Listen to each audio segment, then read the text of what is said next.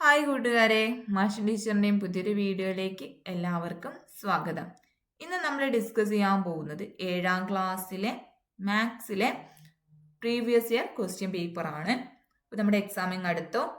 നമ്മൾ കഴിഞ്ഞ ക്ലാസ്സിലെ മോഡൽ ക്വസ്റ്റ്യൻ പേപ്പർ ആണ് ഡിസ്കസ് ചെയ്തത്. എന്നാൽ ഇന്ന് നമ്മൾ ഡിസ്കസ് ചെയ്യാൻ പോകുന്നത് 2024-25 പാദവാർഷിക പരീക്ഷയിലെ ക്വസ്റ്റ്യൻ പേപ്പറാണ് കേട്ടോ. 2024-25 ഓണപരീക്ഷയുടെ ക്വസ്റ്റ്യൻ പേപ്പറാണ് നമ്മൾ ഡിസ്കസ് ചെയ്യാൻ പോകുന്നത്. അപ്പം നിങ്ങൾക്ക് ആകെ 2 മണിക്കൂറാണ് സമയം. അപ്പം അതിൽ 15 മിനിറ്റ് കൂൾ ഓഫ് ടൈം ആണ് കേട്ടോ. ആ ഒരു 15 മിനിറ്റിൽ നിങ്ങൾ എന്ത് ചെയ്യണം? കൃത്യമായിട്ട് ക്വസ്റ്റ്യൻ വായിച്ച് മനസ്സിലാക്കണം. ഓക്കെ അല്ലേ? അപ്പം അതേപോലെ നിങ്ങൾക്ക് 8 ക്വസ്റ്റ്യൻസ് ഉണ്ടാവും. അതിലേതെങ്കിലും 6 പ്രവർത്തനങ്ങൾക്ക് നിങ്ങൾ ഉത്തരം എഴുതിയാൽ മതി. അപ്പം നിങ്ങൾക്ക് അത്ര ഉറപ്പുള്ള 6 എണ്ണം അറ്റൻഡ് ചെയ്യാം. ഈ ഒരു 15 മിനിറ്റ് നിങ്ങൾക്ക് കൂൾ ഓഫ് ടൈം കിട്ടുമ്പോൾ നിങ്ങൾ ആ ഒരു 6 ക്വസ്റ്റ്യൻസ് തിരഞ്ഞെടുക്കാനുള്ള സമയം കൂടിയായിട്ട് കണക്കാക്കുക. ഓക്കെ അല്ലേ? അപ്പോൾ ആ ഒരു 6 ക്വസ്റ്റ്യൻസ് കൃത്യമായിട്ട് തിരഞ്ഞെടുക്കുക, എന്നിട്ട് കൃത്യമായിട്ട് അതിന് ഉത്തരം എഴുതുക. ഓക്കെ, നമുക്ക് 1 by 1 ആയിട്ട് ഓരോ ക്വസ്റ്റ്യൻസും പരിചയപ്പെടാം. അടുത്ത സെക്ഷനിലോട്ട് പോകുന്നതിന് മുന്നേയായിട്ട് മിസ്സിന് മറ്റൊരു ഓണം സ്പെഷ്യൽ ഓഫർ കൂടി പറയാനായിട്ടുണ്ട് കേട്ടോ. മിസ് നേരത്തെ പറഞ്ഞിട്ടുണ്ടായിരുന്നല്ലോ, ഓണം ഓഫറിൽ നമ്മൾ 610 രൂപയ്ക്കാണ് കൂട്ടുകാർക്ക് ഇനി ഈ ഒരു വർഷത്തേക്കുള്ള കോഴ്സുകൾ നമ്മുടെ ആപ്പിൽ പ്രൊവൈഡ് ചെയ്യുന്നത്. അതോടൊപ്പം തന്നെ നമ്മുടെ ആപ്പിൽ അഡ്മിഷൻ എടുക്കുന്ന ആദ്യത്തെ 100 പേർക്ക് നമ്മൾ നിങ്ങളുടെ കോഴ്സിനോടൊപ്പം തന്നെ സ്പോക്കൺ ഇംഗ്ലീഷ് ക്ലാസ്സുകൾ കൂടി ഫ്രീ ആയിട്ട് പ്രൊവൈഡ് ചെയ്യാനായിട്ട് പോവാണ് മക്കളെ. അതിന് മക്കൾ ചെയ്യേണ്ടത് ഇത്ര മാത്രമാണ്. വീഡിയോ കണ്ടുകൊണ്ടിരിക്കുന്ന കൂട്ടുകാർ പെട്ടെന്നൊന്ന് വീഡിയോ ലൈക്ക് ചെയ്യുക, അതുപോലെ തന്നെ വീഡിയോ ഒന്ന് ഷെയർ ചെയ്യുക. അതുപോലെ മക്കളുടെ പേരും നിങ്ങളുടെ ക്ലാസ്സും നിങ്ങളുടെ സ്കൂളിന്റെ പേരും നിങ്ങളുടെ പ്ലേസും കൂടി നമ്മുടെ കമന്റ് ബോക്സിൽ നിങ്ങൾ ടൈപ്പ് ചെയ്തിട്ട് അയക്കുക കേട്ടോ. ഇതിൽ നിന്ന് സെലക്ട് ചെയ്യുന്ന ആദ്യം അഡ്മിഷൻ എടുക്കുന്ന 100 പേർക്കാണ് മക്കളെ നിങ്ങളുടെ കോഴ്സിനോടൊപ്പം ഫ്രീ ആയിട്ട് സ്പോക്കൺ ഇംഗ്ലീഷിന്റെ ക്ലാസ്സുകൾ കൂടി അവൈലബിൾ ആവാനായിട്ട് പോകുന്നത്. ഓക്കെ, ആക്ടിവിറ്റി 1 നോക്കിയേ. ഇവിടെ ഒരു ചിത്രം തന്നിട്ടുണ്ട് അല്ലേ? ഇവിടെ ഒരു പാരലലോഗ്രാമിന്റെ ചിത്രമാണ് തന്നിട്ടുള്ളത് അല്ലേ? അതേപോലെ 2 വശങ്ങളുടെ അളവും തന്നിട്ടുണ്ട്, ഒരു കോണളവും തന്നിട്ടുണ്ട്. ഓക്കെ അല്ലേ? അപ്പൊ അതിലെ ക്വസ്റ്റ്യൻ എന്താണ് മക്കളെ? Draw A parallelogram with the given measure. തന്നിരിക്കുന്ന അളവില് സമാന്തരികം വരയ്ക്കാനാണ് പറഞ്ഞിട്ടുള്ളത്. അപ്പോൾ ഒരു പാരലലോഗ്രാം വരയ്ക്കുകയാണ് എന്ന് വിചാരിക്കുകയാണേ. അപ്പോൾ ഇവിടെ ഫസ്റ്റ് തന്നെ നമ്മൾ 5 സെന്റിമീറ്ററിലുള്ളൊരു ലൈൻ വരച്ചു. ഓക്കെ, ഇവിടം വരെ കറക്റ്റായി. അതിനുശേഷം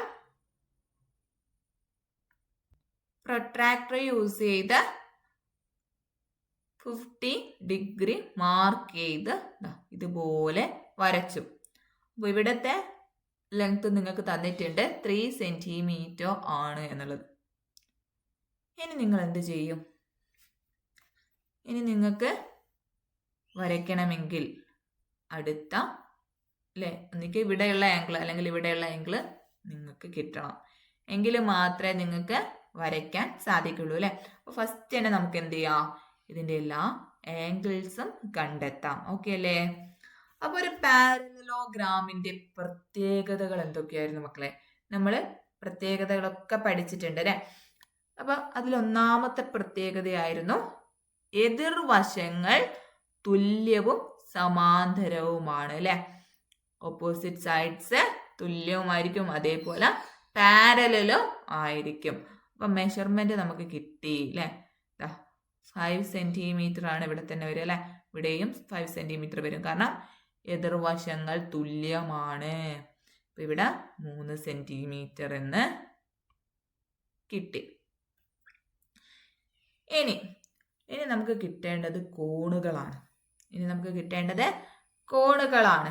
അപ്പൊ നമ്മൾ അതിലൊന്ന് പഠിച്ചു, എന്ത്? എതിർകോണുകൾ തുല്യമായിരിക്കും അല്ലെ? എതിർകോണുകൾ തുല്യമായിരിക്കും. അപ്പൊ നമുക്ക് ഇവിടെയുള്ള ആംഗിളും കിട്ടിയില്ലേ? ഇവിടെ 50 ആവുമ്പോൾ ഇവിടെ അതിന്റെ ഓപ്പോസിറ്റ് ആയിട്ടുള്ള ആംഗിൾ എന്ത് തന്നെയായിരിക്കും? 50 ഡിഗ്രി തന്നെ ആയിരിക്കും. ഓക്കെ അല്ലേ? അപ്പൊ നമുക്കിവിടെ 50 ഡിഗ്രി ആണ് എന്നുള്ളത് കിട്ടി. അതേപോലെ ഈ അടുത്തടുത്തുള്ള ആംഗിളിനും ഒരു പ്രത്യേകത ഉണ്ടായിരുന്നു. എന്തായിരുന്നു മക്കളെ? അടുത്തടുത്ത കോണുകളുടെ തുക 180 ആയിരുന്നു അല്ലെ. കോണുകളുടെ തുക 180 ആയിരുന്നു. അപ്പൊ നമുക്ക് ഈ ഒരു കോണ് കിട്ടാൻ എന്ത് ചെയ്താൽ മതി? 180 മൈനസ് 50 ചെയ്താ മതി. അപ്പൊ എത്രയാ മക്കളെ കിട്ടുക? 8 5 പോയാൽ 3 അല്ലെ. അപ്പൊ 130 എന്ന് നമുക്ക് ഉത്തരം കിട്ടി. അപ്പൊ ഇവിടെ 130 എന്ന് കിട്ടി. അപ്പൊ ഇനി ഇതിന്റെ ഓപ്പോസിറ്റ് ആയിട്ടുള്ള ഈ ആംഗിളും എന്ത് തന്നെയാണ്? 130 ആണ് അല്ലെ. ഓക്കെ, അപ്പൊ നമുക്ക് എല്ലാ മെഷർമെന്റും കിട്ടി. അപ്പൊ ഇവിടെ നിങ്ങൾ മനസ്സിലാക്കേണ്ടത് ഈ ഒരു പ്രോപ്പർട്ടീസ് ആണ്. എതിർവശങ്ങൾ തുല്യവും സമാന്തരവുമായിരിക്കും അല്ലെ. Opposite sides are equal and parallel. അതേപോലെ എതിർ കോണുകൾ തുല്യമാണ് അല്ലെ. Opposite angles are equal. പിന്നെയോ അടുത്തടുത്ത കോണുകൾ തമ്മിൽ പ്രത്യേകതയുണ്ട് അല്ലെ. അടുത്തടുത്ത കോണുകളുടെ തുക 180 ആയിരിക്കും. ഓക്കെ അല്ലേ. അപ്പോൾ ഈ ഒരു പ്രോപ്പർട്ടീസ് വെച്ച് നമുക്ക് ഈ ഒരു പാരലോഗ്രാമിന്റെ സൈഡ്സും അതേപോലെ ആംഗിൾസും കണ്ടെത്താൻ സാധിച്ചു. ഇനി ഇത് വരയ്ക്കാൻ യാതൊരുവിധ പ്രയാസവും ഇല്ല. ഓക്കെ അല്ലേ. അപ്പൊ ഇനി നമുക്ക് അടുത്ത ക്വസ്റ്റ്യനിലേക്ക് കടക്കാം. B question. What is the measurement of the largest angle of the parallelogram? സമാന്തരികത്തിന്റെ വലിയ കോണിന്റെ അളവ് എത്ര എന്നാണ് ചോദിച്ചിട്ടുള്ളത് അല്ലെ. സമാന്തരികത്തിന്റെ വലിയ കോണിന്റെ അളവ് എത്ര നമ്മൾ കണ്ടെത്തി കഴിഞ്ഞു അല്ലെ. എത്രയാണ്? 130 130 ഡിഗ്രി ആണ്. ഓക്കെ അല്ലേ. അപ്പൊ ഇനി അടുത്ത question. Which one of the following is the measures of the four angles of a parallelogram?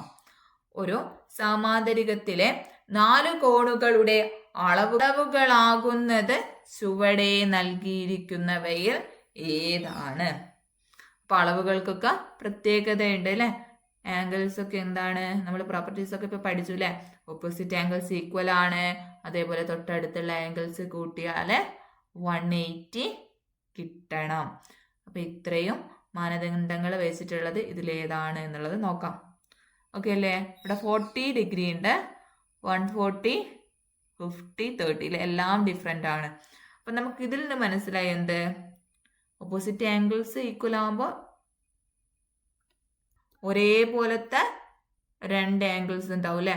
വലുതും ചെറുതും കൂട്ടിയ 180 ഉണ്ടാവും എന്നുള്ളതും മനസ്സിലായി. അപ്പൊ ഇനി അടുത്ത നോക്കാം. ഇവിടെ അതേപോലെ തന്നെ 50, 50, 140, 140 എന്നാണ് ഉള്ളത് അല്ലെ. ആ ഒരു ഓപ്പോസിറ്റ് ആംഗിൾ ഈക്വൽ ആണ് എന്നുള്ള ഒരു മാനദണ്ഡം ഇവിടെ പാലിച്ചിട്ടുണ്ട്.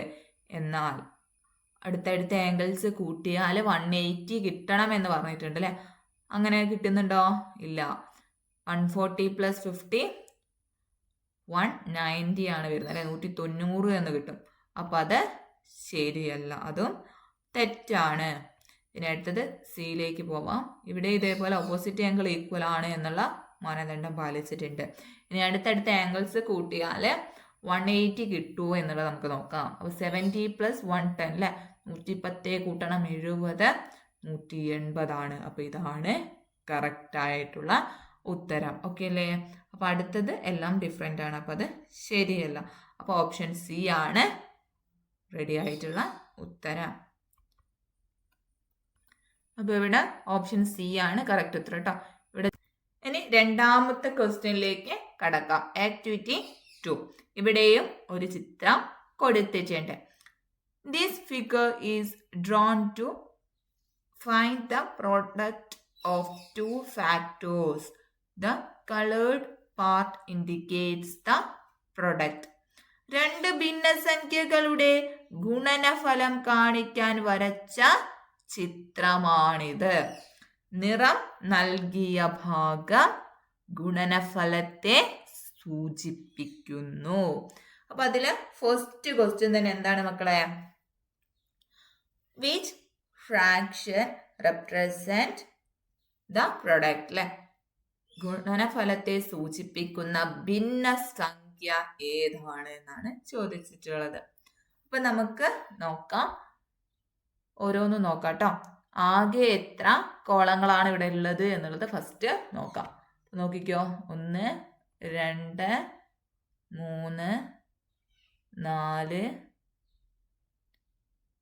5 6 7 8 9 10 11 12 13 14 15 16 17 18 19 20. ആകെ 20 എണ്ണാണ് ഉള്ളത് അല്ലേ മക്കളെ? ഏതാ നോക്കിക്കോ, നേരെ 5 കോളങ്ങളാണ് ഉള്ളത് അല്ലേ? ആകെ 5 1 2 3 4 5 കോളങ്ങളുണ്ട് നേരെ. അതേപോലെ താഴോട്ടേക്ക് 1 2 3 4 കോളങ്ങൾ. അപ്പം 5 × 4 20. അപ്പം ആകെ 20 കോളങ്ങളാണുള്ളത്. അപ്പം അതിൽ ഒരു ഭാഗമാണ് അല്ലേ, ഒരു കോളാണ് കളറ് ചെയ്തിട്ടുള്ളത്. ഓക്കെ അല്ലേ, ഷെയ്ഡ് ചെയ്തിട്ടുള്ളത്. അപ്പോൾ ഗുണനഫലത്തെ സൂചിപ്പിക്കുന്ന ഭിന്നസംഖ്യ ഏത് എന്ന് ചോദിച്ചാൽ 1/20 എന്നാണ് ഇവിടെ എഴുതേണ്ടത്. ഓക്കെ അല്ലേ? പിന്നെ അടുത്ത ബി ക്വസ്റ്റ്യൻ നോക്കിക്കോ. The product of which two fractions is found from the picture അല്ലെ? ഏത് രണ്ട് ഭിന്നസംഖ്യകളുടെ ഗുണനഫലമാണ് ചിത്രത്തിലൂടെ കണ്ടെത്തിയത്? ഏത് രണ്ട് ഗുണനഫലങ്ങളുടെയാണ്? നോക്കി മക്കളെ, നമ്മളിവിടെ തന്നെ പറഞ്ഞു നേരെ 5 എണ്ണം അല്ലെ, താഴോട്ടേക്ക് 4 എണ്ണം. അപ്പൊ നോക്കിക്കോ, 1/4 × 1/5 എന്നുള്ളതാണ് ഉത്തരം അല്ലെ. 1/4 × 1/5 = 1/20. ഓക്കെ അല്ലേ? അപ്പൊ ഇങ്ങനെയാണ് വരുന്നത്. ഇനി അടുത്തത് 1/4 × 1/3 ചിത്രം വരച്ച് സൂചിപ്പിക്കുക, ഗുണനഫലം എഴുതുക. ഓക്കെ അല്ലേ? Draw the picture to indicate 1/4 × 1/3. Write the product. അപ്പൊ മക്കളെ,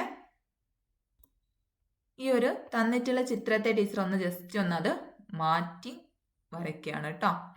ഇതിനെ തന്നെ ഒന്ന് മാറ്റുകയാണ്. നോക്കിക്കേ, ഇങ്ങനെ ക്വസ്റ്റ്യൻ വരുമ്പോ എന്ത് ചെയ്താൽ മതി? ഒന്നിക്കെ താഴോട്ടേക്ക് അല്ലെങ്കിൽ നേരെ, എങ്ങനെ ആയാലും ഈ തന്നിട്ടുള്ള നമ്പേഴ്സ് എടുത്താൽ മതി. അപ്പൊ ഇവിടെ നമ്മൾ താഴോട്ടേക്ക് 4 എണ്ണമാണ് എടുത്തിട്ടുള്ളത്, 4 കോളാണ് എടുത്തിട്ടുള്ളത്. അപ്പൊ അത് മാറ്റുന്നില്ല. അപ്പൊ നമ്മൾ നേരെ എന്ത് ചെയ്യാണ്? 3 കോളമാക്കി മാറ്റുകയാണ്. ഓക്കെ അല്ലേ? നേരെയുള്ളത് 3 കോളമാക്കി മാറ്റുകയാണ് ചെയ്യുന്നത്. അപ്പൊ ഈ ഒരു രീതിയിലാണിത് വരയ്ക്കേണ്ടത്. ഓക്കെ അല്ലേ? അപ്പൊ ഇങ്ങനെയാണ് വരയ്ക്കേണ്ടത്. ഇത് നിങ്ങൾക്ക് മനസ്സിലാവാൻ വേണ്ടിയിട്ടാണ് ഈ ഒരു ഫിഗറിൽ തന്നെ ടീച്ചർ മാറ്റം വരുത്തുന്നത് കേട്ടോ. അപ്പൊ നിങ്ങൾ വരയ്ക്കേണ്ടത് ഈ ഒരു രൂപത്തിലാണ്.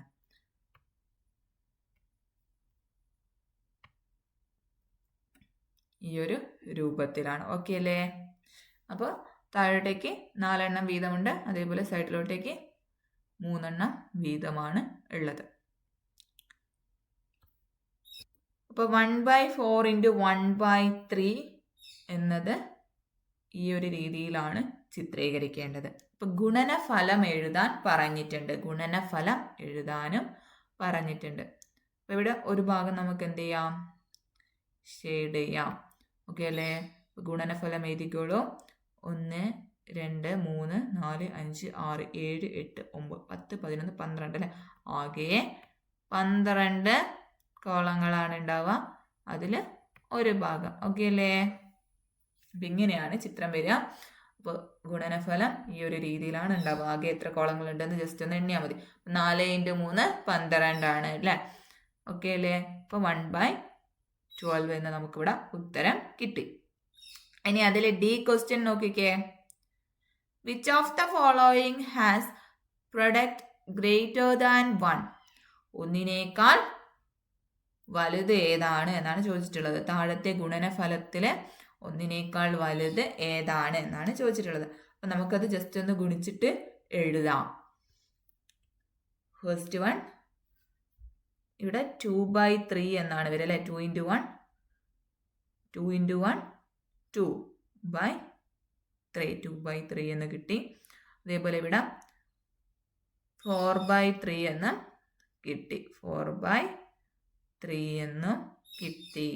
ഇനി അടുത്തത് നോക്കിക്കേ 3 ഇൻറ്റു 1 3 ആണ് അല്ലേ 3/3 എന്ന് പറഞ്ഞാൽ 1 തന്നെയാണ് ഈക്വൽ ടു 1. ഇനി അടുത്തത് ഇവിടെ 2/4 എന്നും കിട്ടി.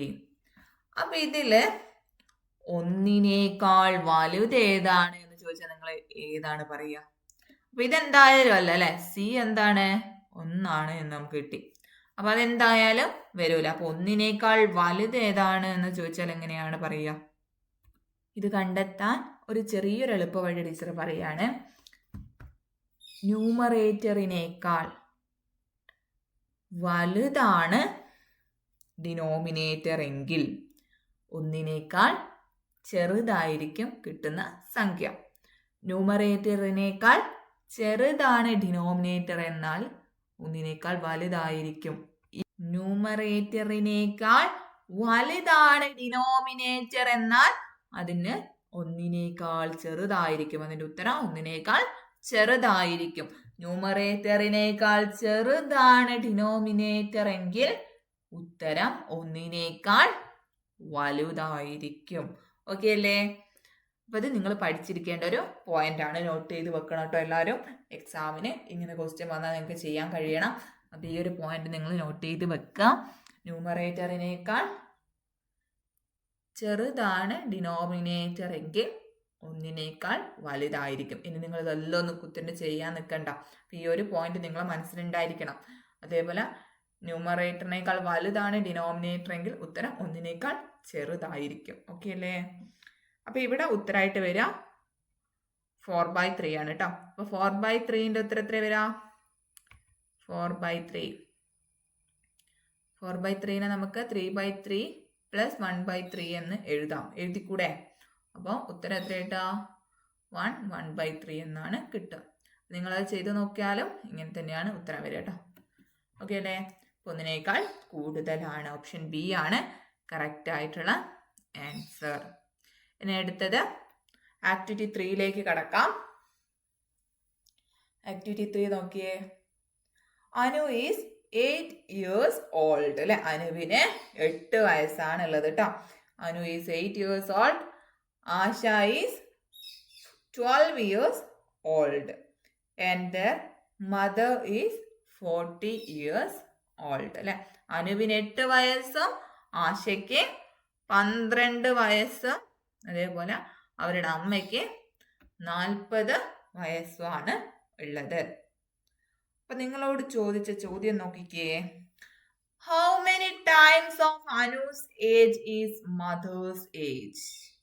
അനുവിന്റെ വയസ്സിന്റെ എത്ര മടങ്ങാണ് അമ്മയുടെ വയസ്സ്? അപ്പൊ അനുവിന്റെ വയസ്സ് എത്രയാണ്? 8 വയസ്സാണ് അല്ലെ. അപ്പൊ ജസ്റ്റ് നിങ്ങളെ മനസ്സിലേക്ക് പോവേണ്ടത് ഫസ്റ്റ് ഒന്നിക്ക് മൾട്ടിപ്ലിക്കേഷൻ ടേബിൾ മനസ്സിലേക്ക് പോവാം. അപ്പൊ 8നെ ഏത് സംഖ്യ കൊണ്ട് മൾട്ടിപ്ലൈ ചെയ്താലാണ് 40 കിട്ടുക എന്നുള്ളത് നോക്കുക. അങ്ങനെ കിട്ടുന്നില്ല എന്നാണെങ്കിൽ നിങ്ങൾ എന്ത് ചെയ്യുക? 40 ÷ 8 ചെയ്ത് നോക്കുക. ഓക്കെ അല്ലേ? അപ്പൊ ഏത് രീതിയിൽ വേണമെങ്കിലും ചെയ്യാം. അപ്പൊ 8 × 5 അല്ലേ. 8 × 5 ആണ് 40. അപ്പൊ എത്ര മടങ്ങ് എന്ന് ചോദിച്ചാൽ എത്ര മടങ്ങാണ്? 5 മടങ്ങാണ് എന്ന് എഴുതണം. ഓക്കെ അല്ലേ? ഇനി അടുത്തത് അമ്മയുടെ വയസ്സിന്റെ എത്ര ഭാഗമാണ് അനുവിന്റെ വയസ്സ്? അമ്മയുടെ വയസ്സിന്റെ എത്ര ഭാഗമാണ് അനുവിന്റെ വയസ്സ്? What part of mother's age is Anu's age? ഇപ്പൊ ഫസ്റ്റ് വൺ നമ്മൾ എന്താ ചെയ്തത്? 40/8 ചെയ്തപ്പോഴാണ് നമുക്ക് 5 എന്ന് കിട്ടിയത് അല്ലെ. അപ്പൊ എത്ര മടങ്ങാണ് എന്ന് ചോദിച്ചപ്പോൾ നമ്മൾ എന്ത് ചെയ്തു? 40/8 ചെയ്തു. ഇനി ചോദിക്കുന്നത് എത്ര ഭാഗമാണ് എന്നാണ്. അപ്പൊ നമ്മൾ എന്ത് ചെയ്യണം? 8/40 ആണ് ചെയ്യേണ്ടത് അല്ലെ. അതിന്റെ റെസിപ്രോക്കലാണ് ചെയ്യേണ്ടത് എന്നുള്ളത് ഓർക്കുക. 8/40 ആണ് ചെയ്യേണ്ടത്. എത്ര ഭാഗമാണ് എന്നുള്ളത് ചോദിക്കുമ്പോൾ. അപ്പൊ എത്ര ഭാഗമാണ് എന്ന് ചോദിച്ചാൽ എത്ര ഉത്തരം കിട്ടാ? പിന്നെ വെട്ടി ചെറുതാക്കിയാൽ മതി അല്ലേ? 8 ഒരു തവണ, 40 5 തവണ. അപ്പൊ ഉത്തരം എത്ര കിട്ടി? 1/5 എന്ന് കിട്ടി. അപ്പൊ പെട്ടെന്ന് തന്നെ ആൻസർ കിട്ടുന്ന ക്വസ്റ്റ്യൻസ് ആണ്. ജസ്റ്റ് ഒന്ന് ചിന്തിച്ചാൽ മാത്രം മതി. അപ്പൊ എങ്ങനെയാണ് ഫ്രാക്ഷൻ വരിക എന്നുള്ളത് ജസ്റ്റ് ഒന്ന് ചിന്തിക്കുക.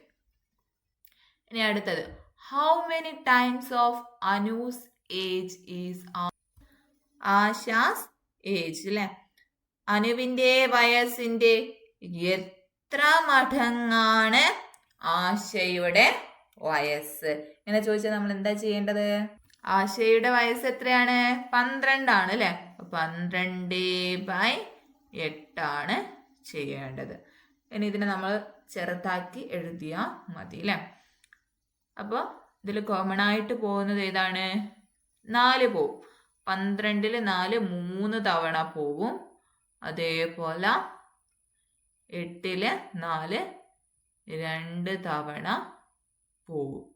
ഓക്കെ അല്ലേ? അപ്പൊ 3/2 എന്ന് നമുക്കിവിടെ ഉത്തരം കിട്ടി. അപ്പൊ ഉത്തരം എന്താണ് മക്കളെ? 3/2 ടൈംസ്. ഓക്കെ അല്ലേ? അപ്പൊ ഇങ്ങനെയാണ് ഈ ഒരു പ്രോബ്ലം ചെയ്യേണ്ടത്. ഇനി ഇതിൽ അടുത്ത ക്വസ്റ്റ്യൻ ഉണ്ട്, ഡി ക്വസ്റ്റ്യൻ. നോക്കിക്കേ, father's age is 3 1/2 times of Asha's age. When what part of father's age is Asha's age? ആശയുടെ വയസ്സിന്റെ 1/2 മടങ്ങാണ് അച്ഛന്റെ വയസ്സ് എങ്കിൽ അച്ഛന്റെ വയസ്സിന്റെ എത്ര ഭാഗമാണ് ആശയുടെ വയസ്സ് എന്നാണ് ചോദിച്ചിട്ടുള്ളത്. അപ്പോൾ എത്ര മടങ്ങാണ് എന്ന് തന്നു. ഇനി അത് ഭാഗം എത്രയാണ് എന്ന് മാത്രം കണ്ടെത്തിയാൽ മതി അല്ലേ? അപ്പോൾ സിമ്പിൾ ആണ്. അപ്പൊ എങ്ങനെയാ ചെയ്യാ? ആദ്യം ഈ മിക്സഡ് ഫ്രാക്ഷൻ ഒന്ന് മാറ്റി എഴുതാം.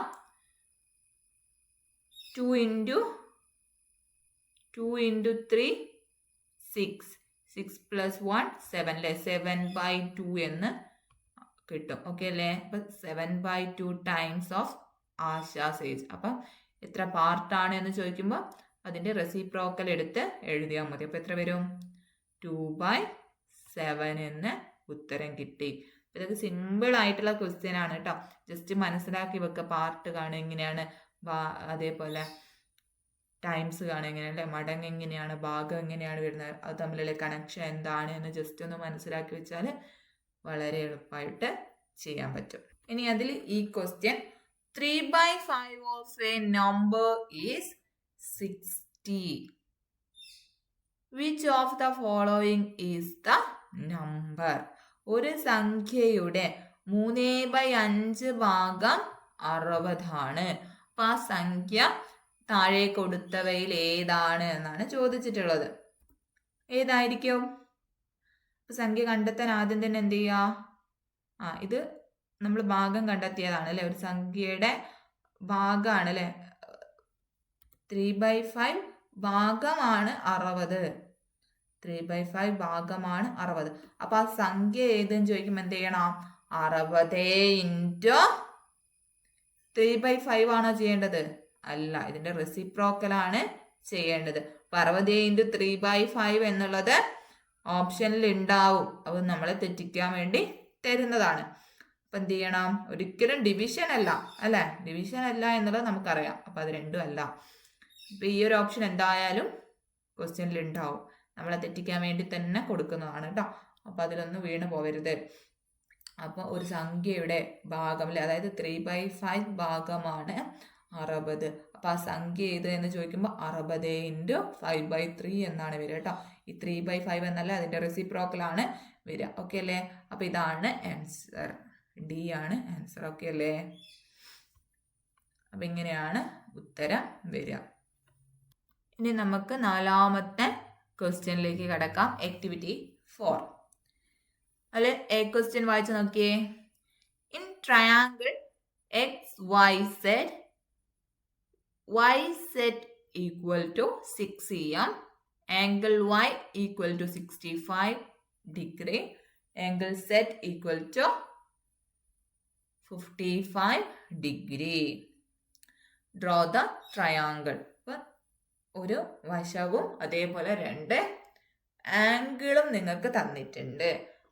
അങ്ങനെ ഒരു വശവും 2 ആംഗിളും തന്നാൽ ഒരു ത്രികോണം വരയ്ക്കാൻ എന്തെങ്കിലും പ്രയാസമുണ്ടോ? ഇല്ല അല്ലേ? അപ്പൊ നമുക്ക് വരച്ച് നോക്കാം. അപ്പൊ ഫസ്റ്റ് തന്നെ നമ്മൾ 6 സെന്റിമീറ്റർ നീളത്തില് ഒരു ലൈൻ വരയ്ക്കുകയാണ് ചെയ്തത്. ഓക്കെ അല്ലേ? അപ്പൊ ആ ലൈനിനൊരു പേരുണ്ട് അല്ലേ? എന്താണ്? YZ എന്നാണ് പേര്. ഓക്കെ അല്ലേ? ഇനി നിങ്ങൾക്ക് തന്നിട്ടുള്ളത് ആംഗിൾ Y അല്ലെ? Angle Y equal to 65 degree എന്ന് തന്നിട്ടുണ്ട്. അതേപോലെ angle Z equal to 55 degree എന്നും തന്നിട്ടുണ്ട്. 55 ഡിഗ്രി ആണെന്നും തന്നിട്ടുണ്ട്. മൂന്നാമത്തെ ആംഗിളിന്റെ ആവശ്യമോ അല്ലെങ്കിൽ സൈഡിന്റെ ആവശ്യമോ ഇല്ല അല്ലെ? എന്ത് ചെയ്താൽ മതി? ഇതിങ്ങനെ ജസ്റ്റ് നീട്ടി വരയ്ക്കുക. അതേപോലെ ഈ ഒരു ആംഗിൾ വരുന്നത് എന്ത് ചെയ്യുക? നീട്ടി വരയ്ക്കുക. അപ്പോൾ അത് ഇന്റർസെക്ട് ചെയ്യുന്ന പോയിന്റ് ആയിരിക്കും മൂന്നാമത്തെ പോയിന്റ്. ഓക്കെ, മൂന്നാമത്തെ ആംഗിൾ വരുന്നത്. ഓക്കെ അല്ലേ? അപ്പൊ ഇങ്ങനെയാണ് വന്നിട്ടുള്ളത്. അപ്പൊ നിങ്ങളോട് ചോദിച്ചിട്ടുള്ള അടുത്ത ക്വസ്റ്റ്യൻ ആണ്, write the longest side of the triangle without measuring it. അല്ലെ? ഈ ത്രികോണത്തിന്റെ ഏറ്റവും വലിയ വശം ഏതാണെന്ന് അളന്നു നോക്കാതെ എഴുതുക. അപ്പൊ ഏറ്റവും വലിയ വശം കണ്ടെത്താൻ നമ്മൾ എന്ത് ചെയ്യാൻ പോവാണ്? ഈ ഒരു മൂന്നാമത്തെ ആംഗിളും കൂടി ഒന്ന് ജസ്റ്റ് നമ്മൾ കണ്ടെത്താൻ പോവാണ്. അപ്പൊ ത്രികോണത്തിന്റെ 3 ആംഗിളുകളും കൂട്ടിയാൽ 180 കിട്ടണം. അപ്പൊ ഇവിടെ 55ഉം ഇവിടെ എത്രയാണുള്ളത്? 65 ആണുള്ളത്. അപ്പൊ 55ഉം 65ഉം കൂട്ടിയാൽ എത്രയാണ് മക്കളെ? 120 ആണ് വരിക അല്ലെ? 120 ആണ് വരിക. അപ്പൊ ഇത് നമ്മൾ എന്ത് ചെയ്യണം? 180 മൈനസ് ചെയ്യണം. 180 മൈനസ് 120 ആണ് ചെയ്യേണ്ടത്. ചെയ്ത് നോക്കാം. 180 മൈനസ് 120 0. 8 2 പോയാൽ എത്രയാണ്? 6 ആണ്. അപ്പൊ നമുക്കിവിടെ 60 എന്ന് ഉത്തരം കിട്ടി. ഓക്കെ അല്ലേ? അപ്പൊ 60 എന്ന് ഉത്തരം കിട്ടി. അതേപോലെ നമ്മൾ എഴുതാൻ മറന്നു പോയൊരു കാര്യമാണ് ഇവിടെയുള്ള ഈ ഒരു ലൈനിന്റെ പേര് നമ്മൾ എഴുതിയിട്ടില്ല അല്ലെ? ഈ ഒരു ട്രയാങ്കിളിന്റെ പേര് XYZ എന്നാണ് അല്ലെ? അപ്പൊ ഇവിടെ ആംഗിൾ എക്സ് 60 ഡിഗ്രി ആണെന്ന് കിട്ടി, ആംഗിൾ Y 65 ആണെന്ന് കിട്ടി, ആംഗിൾ Z 55 ആണെന്ന് കിട്ടി. ഇനി എന്തെങ്കിലും പ്രയാസം ഉണ്ടോ? ആംഗിൾസ് നമ്മൾ കണ്ടെത്തി കഴിഞ്ഞു. ഇനി ഏറ്റവും വലിയ വശം ഏതായിരിക്കും എന്ന് ചോദിച്ചാൽ നിങ്ങൾക്ക് പറയാൻ കഴിയില്ലേ?